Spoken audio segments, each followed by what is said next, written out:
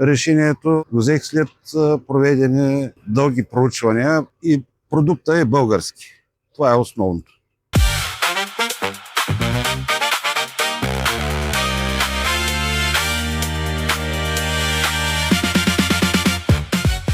Казвам се Живко Жилев, председател съм на кооперация Клас 2002 село Безворица. Обработваме 9000 декара.